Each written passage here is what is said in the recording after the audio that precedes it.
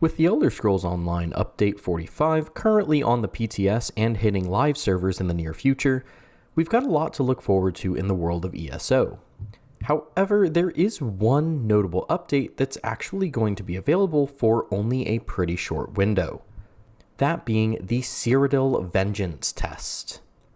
For those that don't know, ZOS is looking to improve performance in Cyrodiil, and they're beginning to test simplified systems that won't put as much strain on the server. This, in theory, should allow for larger fights with less lag. The simplified systems include things like limiting skills, standardized classes, less buffs and debuffs, etc. I've heard a few different things as to when this is actually coming out. I've seen and heard people say that it's only coming to live servers, and also that it will be coming during the second week of the PTS as well as live servers. I don't know. I've seen and read both. I honestly can't say for certain. No matter which of those is true, though, I promise I will be keeping you guys updated, and I will be playing the PTS quite a bit this weekend. I'll have a video for you guys out about that.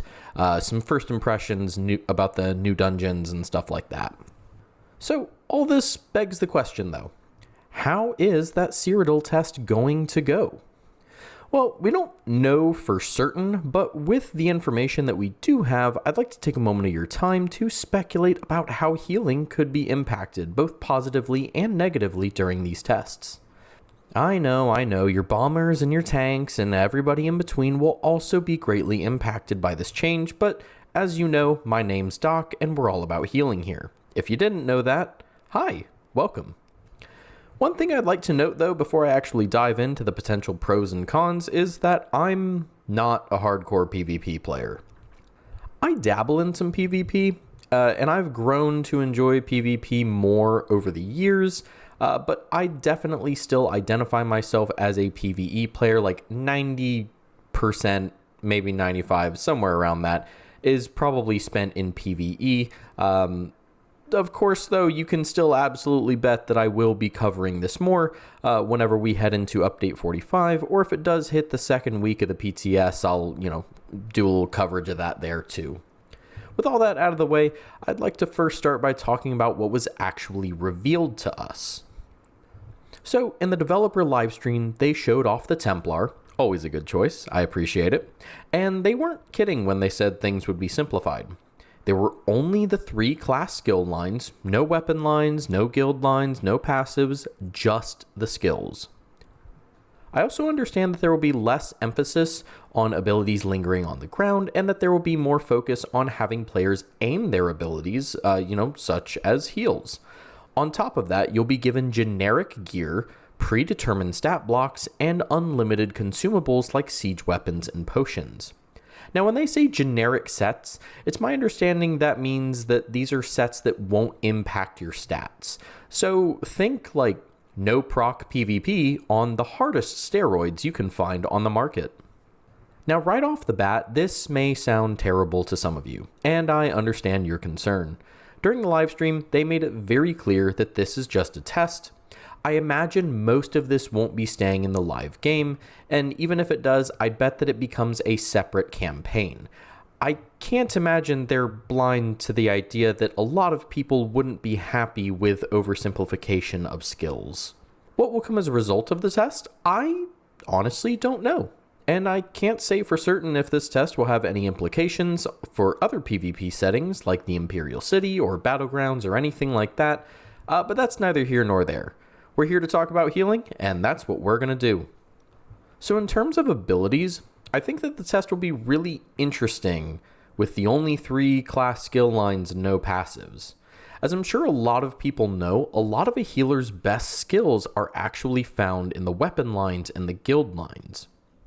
Plus, you also have to take into account that with only the class lines being present, we could reasonably assume that you will most likely not be able to fill both of your bars with healing skills. Since I can't imagine they're going to give us Oaken Soul in that campaign, you are probably going to have to hybridize a little bit. Well, this doesn't really bother me. I'll probably be playing a lot of Templar. I figured it would be worth mentioning since I haven't seen that talked about a whole lot. Next, we should talk about buffs, or rather, the lack thereof. While I don't think that there will be zero buffs, there will certainly be much less buffs and debuffs being thrown around according to the developer livestream. This would lead me to question if maybe some skills will have their functionality reworked for this test. Think Restoring Aura from the Templar. That skill on its own does nothing other than apply some minor buffs to allies. If the focus will be on less buffs, then will that skill possibly get reworked? Or will they maybe make an exception for certain skills? I, for one, am pretty pumped at the idea that different game modes within PvP might actually see some skills do pretty different things. I think a different sandbox for PvP and PvE might actually be a little bit healthy for the game. Of course, this might not be the case at all. I could be completely wrong, but it does open up the possibility nonetheless. Finally, I think the last thing I'd like to touch on is the performance of Cyrodiil that will come from this. In theory, this test campaign should perform significantly better than other campaigns. It should also allow for more people to fight at once. I imagine a healer's job is going to become easier, yet also more difficult at the same time. With less focus on AoE skills and more people on the field, it will be significantly harder to keep groups of people up. On the other hand, increased performance on both the player's end and the server's end should make it easier to react. Since healing is such a reactionary job in PvP, it may actually be easier to keep yourself and an individual teammate alive when they fall to low health. Of course, this is just totally speculation. I could be completely wrong about a lot of things that I've just talked about. They may fundamentally rework the way that healing works. Maybe not that far, but you get the idea, right? They may change a lot of the way that healing works for this test. The truth is, we won't really know until the campaign hits, whether it's the PTS or the live servers. Whenever it hits one or the other, I'll be there to tell you all about it. I just figured, though, that it would be worth talking about and putting my thoughts into a video.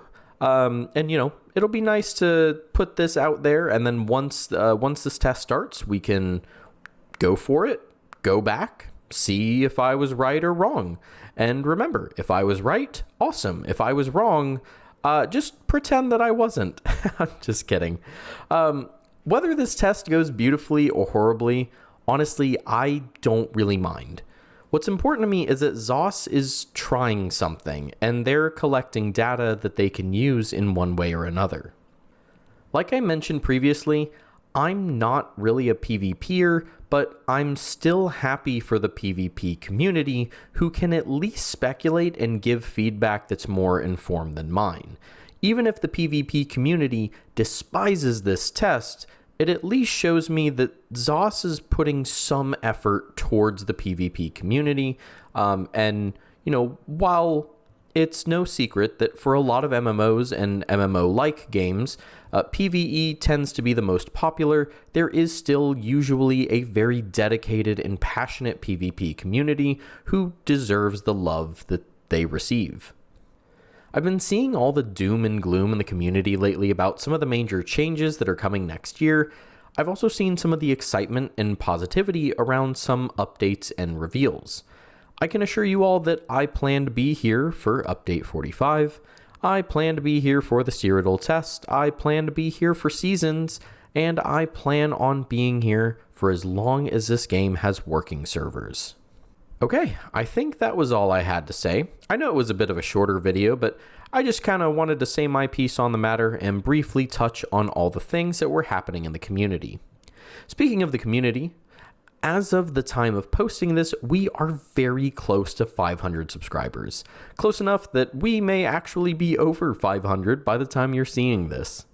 I know I say it a lot, but seriously guys, I am so appreciative that you guys would take some time out of your busy day to sit down and watch me talk about ESO and sometimes other things.